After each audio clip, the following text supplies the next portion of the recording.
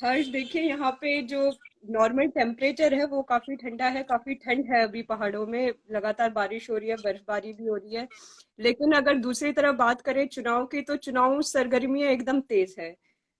उत्तराखंड में जी। सियासी पारा बिल्कुल चढ़ा हुआ है। तमाम तरह की चुनावी खबरें आजकल हर दिन हर पल सामने आ रही है, तो चुनावी माहौल बिल्कुल गर्म है उत्तराखंड में।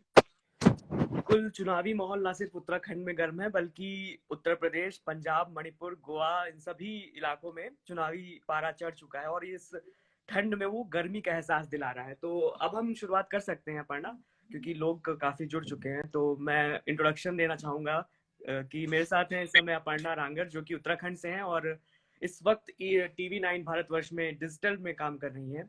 तो आपका बहुत बहुत स्वागत है अपर्णा, आप बिल्कुल हमारे हर्ष। साथ जुड़ी। तो और आप बताइए, मैं शुरुआत आपसे ये करना चाहूंगा कि चुनाव का मौसम चल रहा है, चुनावी पारा बढ़ चुका है और देखा जा रहा है कि उत्तराखंड चुनाव में भी इस समय लोगों की दिलचस्पी बढ़ रही, ना सिर्फ उत्तराखंड के लोगों की बल्कि बाहरी राज्यों के लोगों की भी इसमें दिलचस्पी बढ़ रही है। तो जिस हिसाब से चुनावी पारा बढ़ रहा है, आप बताइए कि कांग्रेस, बीजेपी सभी ने अपनी लिस्ट जारी कर दी है और हम्म। बहरहाल देखा जाए तो आनंद फानन में कांग्रेस ने भी अपनी कल दूसरी लिस्ट जारी की, रात को ही उन्होंने जारी की और कांग्रेस हमेशा रात को ही अपनी लिस्ट जारी कर रही है। तो क्या कुछ है, क्या कुछ उस लिस्ट में देखा गया है, किन महान लोगों को टिकट मिला है, किन इम्पोर्टेंट लीडर्स को टिकट नहीं मिला है, क्या क्या देख रहे हैं आप, किस तरह से देख रही हैं इस लिस्ट को जो कांग्रेस ने अपनी लीडर्स की लिस्ट जारी की, जरा इसको संक्षिप्त में बताएंगे। देखिए हर्ष, मैं बात करूं उत्तराखंड की, तो यहाँ पे जो प्रमुख दल है बीजेपी और आप है, बीजेपी है और कांग्रेस है। लेकिन हम मुख्यतः यहाँ पे बात करते हैं कांग्रेस और बीजेपी की। दोनों ही पार्टियों ने अपने उम्मीदवारों की लिस्ट जारी कर दी है। बीजेपी की बात करें तो बीजेपी ने 59 उम्मीदवारों की अपनी पहली लिस्ट जारी की है। वहीं कांग्रेस की बात करें तो कांग्रेस ने 53 उम्मीदवारों की लिस्ट जारी की थी, पहली लिस्ट। जिसके बाद कल शाम को भी कांग्रेस की दूसरी लिस्ट आई है, जिसमें 11 उम्मीदवारों के नाम घोषित किए हैं। हर्ष, मैं आपको बता दूं कि जो दूसरी लिस्ट है उसमें सबसे जो दिलचस्प नाम है वो दो नाम मैं यहाँ पे मानती हूँ। उसमें सबसे पहला नाम है हरीश रावत। हरीश रावत साहब को उनका इंट्रोडक्शन देने की जरूरत नहीं है, शायद काफी जाने माने नेता है, पूर्व मुख्यमंत्री रहे हैं राज्य के, कई बड़े पदों पे रहे हैं, पार्टी राष्ट्रीय राजनीति से लेकर स्थानीय राजनीति तक उन्होंने की है। तो हरीश रावत का नाम है। उनकी सीट को लेकर काफी सस्पेंस बना हुआ था, तो अब वो सस्पेंस खत्म हो गया है। हालांकि उसके साथ ही बगावत के भी सुर काफी उठ चुके हैं। लिस्ट बिल्कुल में अपर्णा, दूसरा नाम। मैं जी। इसी से मेरा एक सवाल है जो मैं जोड़ना चाहूंगा। उदित रावत जी हमारे साथ जुड़े, उनका भी एक क्वेश्चन है, इसी क्वेश्चन को मैं अपने कुछ सवाल से जोड़ना चाहूंगा कि पलायन का जी। मुद्दा जो कि उत्तराखंड में वैसे तो आम मुद्दा हो चुका है लोगों का, लेकिन मैं इस हम्म। पलायन से आपको ये बताना चाह रहा हूँ कि जो नेताओं का पलायन हो रहा है भाजपा से कांग्रेस की तरफ, या इस पलायन को आप कैसे देखती हैं? कई लीडर्स ने भाजपा से पलायन करके कांग्रेस में आ गए, हालांकि कई पहले कांग्रेस में ही थे, हरक सिंह रावत जैसे लीडर्स। तो आप उन पर क्या जी। बोलना चाहेंगे, क्या वजह रही कि वो कांग्रेस में वापस आ गए? और उनके अलावा भी कई लीडर्स कांग्रेस में वापस आए, तो क्या कुछ वजह रही? क्या बीजेपी हार रही है या फिर रुझान कांग्रेस की तरफ है, या फिर क्या कुछ हो सकता है? क्या वजह है जो लीडर्स चेंज कर रहे हैं, दल बदल कर रहे हैं? हर्ष, आपने शब्द यहाँ पे इस्तेमाल किया पलायन। देखिए, तो पलायन शब्द है, जब जब उत्तराखंड की बात आती है तो उत्तराखंड के सबसे बड़े मुद्दों में पलायन आता है। लेकिन वो पलायन आम जनता और आम लोगों के पलायन की हम बात करते हैं। लेकिन आज आपने जिस कॉन्टेक्स्ट में यहाँ पे पलायन का इस्तेमाल किया है, वो पलायन यहाँ पे हम बात कर रहे हैं नेताओं के पलायन का। जो दल बदल का सिलसिला है चुनावी सरगर्मियों के बीच, वो नेताओं का पलायन हो रहा है यहाँ पे। बस कांग्रेस से बीजेपी में जाने का या सिर्फ बीजेपी से कांग्रेस में आने का नहीं, दोनों तरफ ही नेताओं का दल बदल का सिलसिला चल रहा है। आपने हरक सिंह रावत जी का नाम लिया, जी काफी बिल्कुल। सीनियर लीडर है, पूर्व में कैबिनेट मंत्री रहे हैं। इससे पहले उत्तराखंड कांग्रेस के काफी बड़े नेता माने जाते हैं हरक सिंह रावत। पहले कांग्रेस में थे, बीजेपी में शामिल हुए, मंत्री बने। मंत्री बनने के बाद हाल ही में उन्होंने अचानक से रुख पलट दिया, उनको पार्टी ने बर्खास्त कर दिया और हरक सिंह रावत जी वापस कांग्रेस की तरफ आ गए। और उसके बाद उनके सुर भी काफी बदलते हुए नजर आ रहे हैं, उनके हम मीडिया में बयान देख सकते हैं। और उसकी वजह कहीं ना कहीं एक हम ये कह सकते हैं कि उनका जो अपनी बहू, और बता दें अनुकृति गुसाई रावत, जी जी हरक जी। सिंह रावत जी की बहू है, वो एक ब्यूटी पेजेंट भी और जीती थी अनुकृति, और सोशल वर्क में काफी समय से एक्टिव थी। तो वो लगातार लैंसडाउन जो विधानसभा है हमारी यहाँ की, वो लगातार उस क्षेत्र में काम कर रही थी। तो अनुकृति के लिए हरक सिंह रावत कहीं ना कहीं टिकट की दावेदारी उनके लिए कर रहे थे, कहीं ना कहीं टिकट के लिए उनके काफी लगे हुए थे। लेकिन जब ऐसा उन्हें लगा कि बीजेपी में शायद ये मुश्किल हो सकता है अनुकृति को टिकट मिलना, तो उन्होंने कांग्रेस का रुख कर लिया और कांग्रेस ने उनकी इस बात को माना भी। और कल की जो लिस्ट है उसमें अनुकृति का नाम देखा गया, अनुकृति को लैंसडाउन से कांग्रेस ने टिकट दिया है। तो अभी भी लेकिन अभी हर्ष अपर्णा एक और दिलचस्प बात है, जी जी अनुकृति को टिकट मिल गया है लेकिन अभी हरक सिंह रावत के नाम जी पर पेंच फंसा है। मेरा अब लोगों को है कि हरक सिंह रावत खुद चुनाव लड़ रहे हैं या नहीं, अभी ये देखना दिलचस्प होगा। और उनके लिए कौन सी सीट हो सकती है, इस पे भी हम चर्चा करेंगे। उस सीट का भी हमारे पास कुछ आंकड़े हैं और क्या वहां पे पॉलिटिकल समीकरण है, इन सब भी हमारे पास कुछ इनपुट्स है, आपसे चर्चा करेंगे। जी बिल्कुल, मैं लिस्ट पे ही आने वाला हूँ और मेरा ये जो अगला सवाल होगा वो लिस्ट से ही रिलेटेड है। जैसे कि आप देख रही हैं, उत्तराखंड है या फिर पंजाब हो या फिर उत्तर प्रदेश, चुनाव ही क्यों ना हो, प्रियंका गांधी इस समय जोर शोर से लड़की हूँ लड़ सकती हूँ का नारा देके उत्तर प्रदेश में बिल्कुल। उतरी हैं। चुनावी बिगुल उन्होंने फूंक दिया है और उन्होंने बोला 50% महिलाओं को टिकट देंगे, तो जी। महिलाओं की भागीदारी बढ़ाएंगे। लेकिन जैसा मैंने देखा या लिस्ट जारी की गई उत्तराखंड कांग्रेस द्वारा, तो पहली लिस्ट जो उन्होंने जारी की थी उसमें सिर्फ और सिर्फ 3 महिलाओं के नाम थे, और जो हाल ही में कल दूसरी लिस्ट जारी की गई है उसमें भी ऐसे कुछ खास वृद्धि दिखाई नहीं दे रही है। तो क्या ये नारा सिर्फ उत्तर प्रदेश तक ही सीमित है या फिर कांग्रेस वहां पे भी महिलाओं की स्थिति को लेकर के कुछ मुखर है या फिर क्या कर रही है? इस पे भी आपसे मैं कुछ जानना चाहूंगा कि महिलाओं की स्थिति और महिलाओं को टिकट देने की बात में कहां तक वहां पे पहुंच रही है कांग्रेस। जी बिल्कुल हर्ष, आपने बहुत ही अच्छा एनालिसिस किया है लिस्ट का कि महिलाओं के वोट परसेंटेज पे, और आपने इसको जो उत्तर प्रदेश आपका जो गृह राज्य है जी आपने उससे लिंक किया है। तो बिल्कुल उत्तर प्रदेश में देखिए प्रियंका गांधी वहां पे जोरों शोरों से उनका जो मेन कैंपेन है, एक तरीके से वो लड़की हूँ लड़ सकती हूँ, वो उत्तर प्रदेश में कांग्रेस का एक मेन कैंपेन है। और उन्होंने वहां पे ये चीज दिखाने की भी कोशिश की है कि ज्यादा से ज्यादा महिलाओं को टिकट दिया जाए, टिकट और उनकी लिस्ट में वो बंटवारे में वो चीज दिखी भी है। लेकिन हम बात करते हैं उत्तर प्रदेश से ही सटे हुए राज्य उत्तराखंड की। यहाँ पे कांग्रेस की पहली लिस्ट आई जिसमें 53 नाम थे। 53 नामों में हम बात करें तो मात्र 3 नाम, बिल्कुल 53 में से मात्र 3 नाम थे जो महिला कैंडिडेट के थे। उसमें हम बात करें तो यहाँ पे गोदावरी थापली जी का नाम था, ममता राकेश जी का नाम था, और यहाँ पे मीना शर्मा का नाम था उस लिस्ट में। जी तो जी केवल 3 पहली लिस्ट में थे। वहीं हम दूसरी लिस्ट की बात करें जो कल ही जारी की है कांग्रेस ने, तो उसमें संध्या डालाकोटी का नाम है, अनुकृति गोसाई का नाम है और बरखा रानी का नाम है। तो अब तक हम कांग्रेस के टोटल उम्मीदवारों में से देखें तो कुल 6 महिलाओं को टिकट दिया गया है।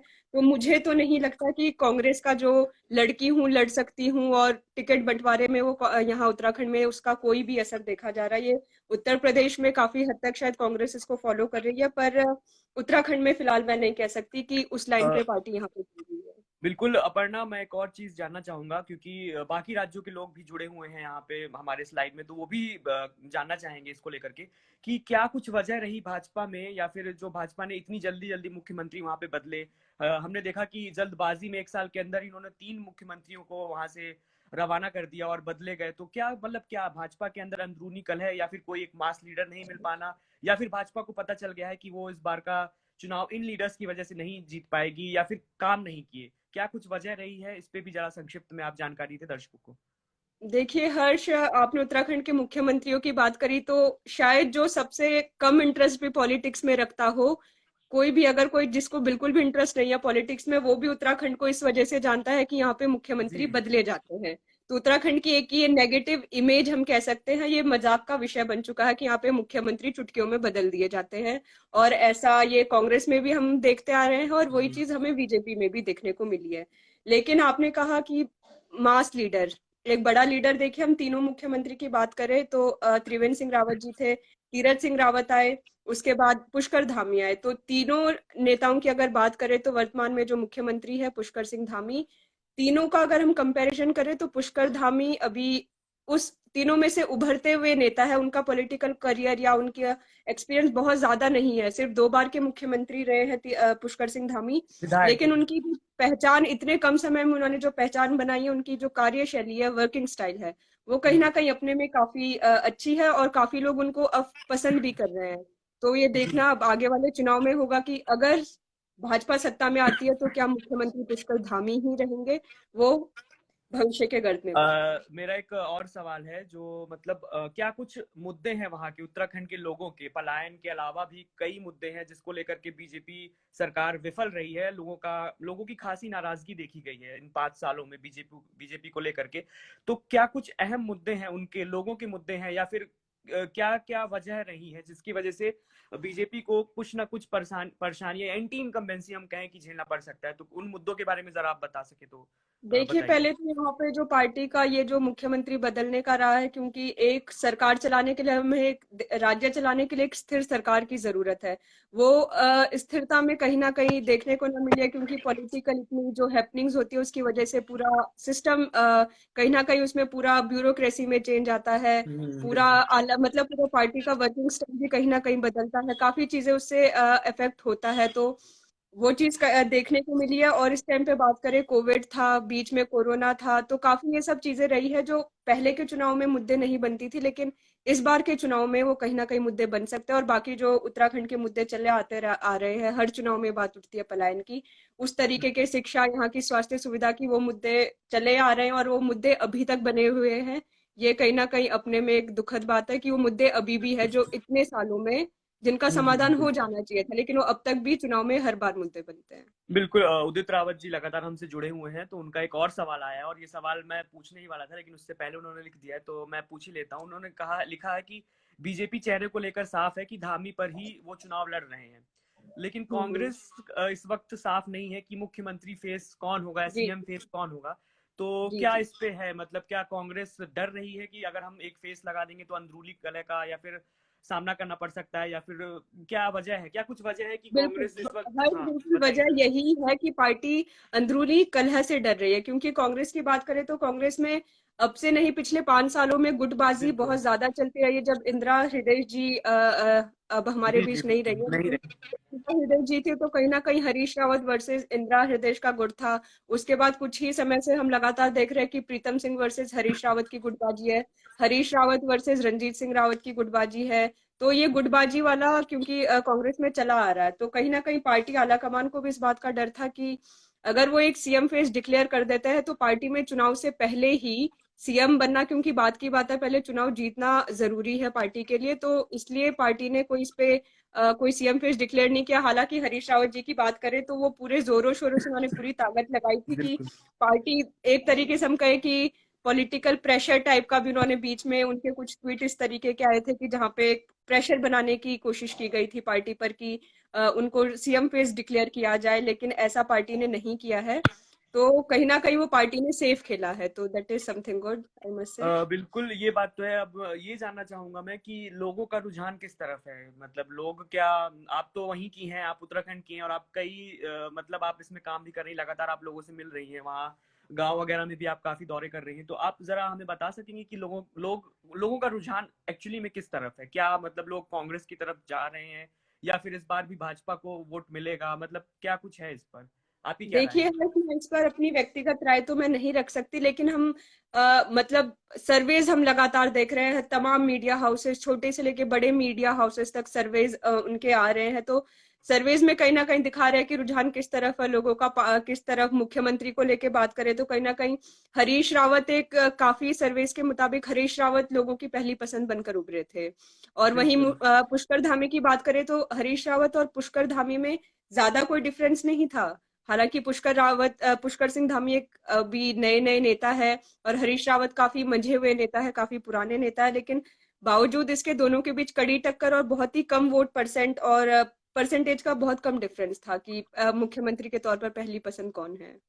अब हम बात करेंगे कि कौन कौन सी ऐसी सीट हैं जिस पर अभी दांव फंसा हुआ है। तो क्या आप मतलब क्या कुछ वजह है उन सीटों पे दांव फंसा हुआ है? क्या पार्टियों को डर है कि अगर हम उन सीट से उतार देंगे प्रत्याशी या जल्दी नाम घोषित कर देंगे तो पार्टी में कलह सामने आ जाएगी और इसका असर चुनाव में देखने को मिल सकता है? तो कुछ उन मुख्य सीटों के बारे में बताएं जिनके अभी अभी लिस्ट में उनके नाम नहीं जारी किए गए हैं, लीडर्स के नाम नहीं घोषित किए गए हैं, तो वो कौन जी। कौन सी जगह हैं? देखिए हर्ष, अभी हम पूरी कांग्रेस की दोनों लिस्ट की बात करें तो अभी भी प्रदेश की 70 विधानसभा सीटों में से अभी भी 6 विधानसभा सीटों पर कांग्रेस पार्टी ने अपने उम्मीदवारों के नाम की घोषणा नहीं की है। जिसमें से हम बात करें, चौबट्टा काल सीट है, टिहरी की सीट है, सल्ट विधानसभा है, हरिद्वार रूरल है, तो इस तरीके की 5-6 सीटें हैं जहाँ पे अभी भी कांग्रेस पार्टी में पेच फंसा हुआ है। इसमें अगर हम बात करें चौबट्टा खाल सीट की, देखिए चौबट्टा खाल विधानसभा सीट से हमारे जो अभी पूर्व में मंत्री है सतपाल महाराज, वो वहां से विधायक है, चौबट्टा खाल से लड़ते आ रहे हैं, और बीजेपी ने इस बार भी उन्हीं को अपना उम्मीदवार चौबट्टा खाल से बनाया है। वहीं कांग्रेस की बात करें तो संभावित नाम कौन हो सकते हैं? हरक सिंह रावत, हालांकि उनकी बहू को टिकट मिल चुका है, और कांग्रेस पार्टी का जो अब तक का जो उनका मानना है कि एक परिवार एक सीट, एक परिवार एक टिकट की लाइन पे पार्टी चल रही है, तो माना जा रहा है कि अगर अब अनुकृति को टिकट मिल चुका है तो हरक सिंह रावत शायद खुद चुनाव ना लड़े। लेकिन क्योंकि हरक सिंह रावत को हम पूरी तरीके से इग्नोर नहीं कर सकते, क्योंकि उनके खुद खुद का वोट जो है उनका जी, काफी वो स्ट्रांग मास है। लीडर भी कुछ जी, बोले जाते मास हैं। लीडर है, क्योंकि काफी एक विधानसभा नहीं, काफी विधानसभाओं में उनकी अच्छी जी, खासी पहुंच है, तो शायद पार्टी उनको चुनावी मैदान में इग्नोर। उतार सकती है। तो ऐसे में पार्टी उनके लिए एक सीट तराश रही है, जिसमें माना जा रहा है कि हरीश रावत का नाम यहाँ पे सामने आ रहा है। सूत्रों के हवाले से ये भी आती रही है कि हरीश रावत चाहते हैं कि हरक सिंह रावत चौबट्टा खाल से सतपाल महाराज के खिलाफ चुनावी मैदान में आए। तो अब ये देखना होगा कि चौबट्टा खाल सीट से हरक सिंह रावत का नाम सामने आता है या नहीं। वहीं टिहरी विधानसभा सीट में भी इसी तरीके का पेंच फंसा हुआ। यहाँ पे अभी किशोर रावत, जो फिलहाल हम्म। अभी कांग्रेस में ही है, लेकिन उनके बगावती को एक तरीके से कहीं ना कहीं नाराजगी देखने को मिली थी, तो अभी किशोर उपाध्याय कांग्रेस से होंगे या नहीं, या हो सकता है कि किशोर उपाध्याय बीजेपी से भी हो सकते हैं। तो इस पे अभी दोनों ही पार्टियों में असमंजस की स्थिति है। अ, दूसरा सल्ट विधानसभा सीट का नाम भी यहाँ पे है, जहाँ पे अभी पेंच फंसा हुआ कांग्रेस पार्टी में। बिल्कुल अपर्णा, इन सब चीजों की तो हमने बात कर ली, लेकिन जैसे उत्तराखंड चुनाव का नाम आ रहा है, तो हम दो पार्टियों की बात कर रहे हैं, कांग्रेस और भाजपा, लेकिन तीसरी पार्टी जो कि आम आदमी पार्टी है, उसने भी अपना चुनावी बिगुल फूंक दिया है वहां से। तो क्या कुछ आपकी स्थिति है उत्तराखंड में, आपकी स्थिति कैसी है? क्या उसको वोट मिलेगा? क्या उसके कैंडिडेट्स उस हिसाब से उन्होंने अपने कैंडिडेट की लिस्ट जारी की है कि उनको लोग वोट देंगे, या फिर मतलब क्या कुछ उनकी हालत है वहां पे? आपकी हालत पर आप कुछ अगर चर्चा कर सके तो जरूर बताइए। आपकी हालत देखिए, मेरी खुद की हालत बिल्कुल ठीक है, लेकिन हम आम आदमी पार्टी पार्टी आपकी की। बात करते हैं, उनकी हालत की बात करते हैं, तो आपका देखिए, आप 70 की 70 विधानसभा सीटों पर चुनाव लड़ने जा रही जी। है। जब आपने उतरने का फैसला किया था, तो शुरू में बहुत बहुत चर्चा हुई थी, और आपका यहाँ पे जो उनका कैंपेन था, सोशल मीडिया कैंपेन, वो भी काफी अच्छा यहाँ पे कैंपेन शुरू किया था, और इनके सीएम कैंडिडेट को लेकर आप एकदम क्लियर है। सीएम कैंडिडेट के तौर पर उन्होंने यहाँ से कर्नल अजय कोठियाल को यहाँ पे प्रोजेक्ट किया है। और अजय कोठियाल, बता दें, वो उत्तरकाशी जिले की गंगोत्री विधानसभा सीट से खुद चुनाव लड़ रहे हैं, क्योंकि उन्होंने उत्तरकाशी में काफी पहले काम किया है। युवाओं के बीच वहां पे कर्नल कोठियाल की अच्छी पकड़ है, लोगों के बीच उनकी अच्छी पकड़ है, तो कर्नल कोठियाल को लेके हम कह सकते हैं कि उनका सीट निकालना, हालांकि वहां पे कांग्रेस के जो उम्मीदवार है विजयपाल संजवान, वो भी काफी जी। मंझे हुए लीडर है, उनका हाँ, खुद का बिल्कुल। है, तो और वहां पे बीजेपी के तो वहां पे त्रिकोणीय मुकाबला उस सीट पर देखने को मिल सकता है जहां पे हम आपकी बात करेंगे। लेकिन बाकी सीटों की बात करें तो शहरी सीटों में फिर भी हमें थोड़ा आप, क्योंकि शहर का वोटर थोड़ा दिल्ली मॉडल को कहीं ना कहीं अप्रिशिएट करता है, कुछ परसेंट वोटर्स, तो वाला शहरी सीटों में फिर भी आपको थोड़े बहुत वोट्स का हम देख सकते हैं, मे बी सीट भी मिल जाए। लेकिन ग्रामीण इलाकों की बात करें तो पहाड़ी इलाकों में और ग्रामीण इलाकों में ज्यादातर या तो वहां पे वोटर्स या तो कांग्रेस के हैं या फिर बीजेपी के हैं। तो पहाड़ों में आपके लिए थोड़ा अभी सीट्स निकालना मेरे हिसाब से अभी थोड़ा मुश्किल है इस चुनाव में। अगले चुनाव में भी पार्टी अच्छा कर जाए, आपने लेकिन शहरों की सीट में आप कुछ सीटें निकाल सकती है, ऐसा कह सकती है। आपने पहाड़ी सीटों की बात की, तो एक हमारे साथ जुड़े हुए हैं रोशन जी, उनका भी सवाल है, उनका सवाल लेते हैं। उन्होंने लिखा है कि उत्तराखंड में पहाड़ी सीटों पर ध्यान नहीं दिया जा रहा है, और ज्यादातर नेता या लीडर्स है वो मैदानी सीटों पर लड़ना चाह रहे हैं। तो क्या वजह है? क्या पहाड़ी सीटों का प्रभाव उस हिसाब से नहीं रहा उत्तराखंड में, या फिर कुछ इंपॉर्टेंस लीडर्स क्यों नहीं दे रहे हैं? देखिए, अगर कहे तो पहाड़ों की जो स्थिति है वो कहीं ना कहीं इस वजह से भी है क्योंकि वहां पे बड़े लीडर वहां से उभर के नहीं आते हैं, या फिर ये कहें कि बड़े लीडर वहां से चुनाव नहीं लड़ते हैं। और पहाड़ों से एक चुनाव लड़ने की वजह इसलिए है किसी बाहरी नेता के लिए, क्योंकि पहाड़ों की जो भौगोलिक परिस्थिति है वो कहीं ना कहीं बहुत मुश्किल है। अगर आप कैंपेनिंग करने निकलते हैं, आप डोर टू डोर कैंपेन करने निकलते हैं, तो शहरों में आपके लिए आसान है, आप गाड़ियां निकाल के आप अलग अलग एरिया में एक ही दिन में आप कई एरिया कवर कर जाते हैं। लेकिन जब आप पहाड़ों की बात करते हैं तो पहाड़ों में आपको कई कई किलोमीटर पैदल चलकर आपको जनता के बीच पहुंचना होता है। तो पहाड़ों में जो पार्टी कैंडिडेट्स हैं उनके लिए कहीं ना कहीं बहुत मुश्किल हो जाता है कैंपेनिंग करना। तो ऐसे में पहाड़ों में और शहरों में कैंपेनिंग की स्ट्रेटेजी बहुत अलग अलग होती है, और वो उम्मीदवारों को पहाड़ों में कह सकते हैं कि थोड़ा ज्यादा मेहनत करनी पड़ती है। पहाड़ी सुविधा, पहाड़ी लोगों की, मतलब मैं आपसे ये जानना चाहूंगा कि जो उत्तराखंड में पहाड़ी लोग हैं उनकी क्या परेशानियां हैं ट्रैवल इंडस्ट्री को लेकर के, या घोस्ट विलेज जो है, मतलब इस वक्त जो मुद्दा उठ रहा है, अल्मोड़ा देखें, हम कहीं और जिलों की बात करें या कहीं और जगह की बात करें तो वहां पे लोग पलायन बहुत कर रहे हैं। पलायन का मुद्दा एक है ऐसा मुद्दा, तो उनकी क्या उम्मीदें हैं अपनी आने वाली सरकार में, या इस चुनाव को लेकर के उनकी क्या उम्मीदें हैं, मतलब वो क्या चाह रहे हैं लीडर्स से या आने वाली सरकार से कि उनके ये मुद्दे हल किए जाए। तो कुछ उन मुद्दों पे अगर आप उन्हें बता सके, क्योंकि आप खुद एक पहाड़ी सीट से हैं, मतलब आपका गृह जिला भी वही है, तो आप वहाँ पे जी। काफी दौरे कर रही हैं, तो जरा आप उस पे अपना उस पे चर्चा करें तो बहुत बेहतर होगा। देखिए हर्ष, पहाड़ी, हाँ मैं खुद पहाड़ी जिले से आती हूँ। मेरी जो खुद की विधानसभा सीट है उत्तरकाशी जिले की पुरोला विधानसभा सीट की, मैं एक मतदाता हूँ। तो पहाड़ों की अगर बात करें, घोस्ट विलेजेस की, देखिए पहाड़ों से पलायन करने का, पहाड़ इतनी खूबसूरत जगह है, इतना अच्छा वहाँ पे एनवायरनमेंट है, सब कुछ बहुत सुंदर है, लेकिन जो एक चीज वहाँ पे लोगों को मजबूर करती है वह है वहाँ पे बेसिक फैसिलिटीज। फैसिलिटीज में हम बात करते हैं हेल्थ फैसिलिटीज, वहाँ पे जब आप जाते हैं तो आपको पीएचसी से ऊपर का कोई अस्पताल आपको नहीं मिलेगा। उनमें भी जो सरकारी अस्पताल है, आपको पता है कि उनकी स्थिति कैसी होती है। हालांकि अब थोड़ा बेहतर हुई है, लेकिन फिर भी आप वहां पे रिलाय नहीं कर सकते कि अगर कोई सीवियर आपको कोई दिक्कत हो गई है तो आपको देहरादून रेफर कर दिया जाता है। तो हेल्थ की वहाँ पे दिक्कत है, शिक्षा की दिक्कत है। आपको आपको अगर अच्छी एजुकेशन नहीं मिलेगी तो किसी की भी मजबूरी है कि अपने बच्चे के फ्यूचर के लिए वो आपको देहरादून में लाके आपको शिफ्ट करते हैं। बच्चा यहाँ पे पढ़ाई करता है और वो कहीं ना कहीं वो पहाड़ों से शहरों की ओर पलायन होता रहता है। तो जब तक लोगों को और रोजगार, सबसे इम्पोर्टेंट है, आप चलिए आप पढ़ाई करके आप शहरों में आपने पढ़ाई कर ली, लेकिन आपको अगर रोजगार के अपॉर्चुनिटी पहाड़ में मिलती है तो हर कोई जाना पसंद करेगा। लेकिन जब तक आपको अपॉर्चुनिटी नहीं मिलती है, वहां आपके लिए कोई इनकम नहीं है, तो आपकी मजबूरी बन जाता है शहरों की तरफ रहना या शहरों में रह के जॉब करना, काम करना। लेकिन अगर वही चीजें सरकार इस तरीके की कुछ पॉलिसीज लाए, अच्छी पॉलिसीज की, लोग पहाड़ों में रुके वहां पे काम करें, वहां से अर्न भी करें, तो कहीं ना कहीं पलायन जो है वो कम हो सकता है। बाकी ये सरकारों की पॉलिसीज पे डिपेंड करता है कि कौन किस तरीके से काम करता है इस पर।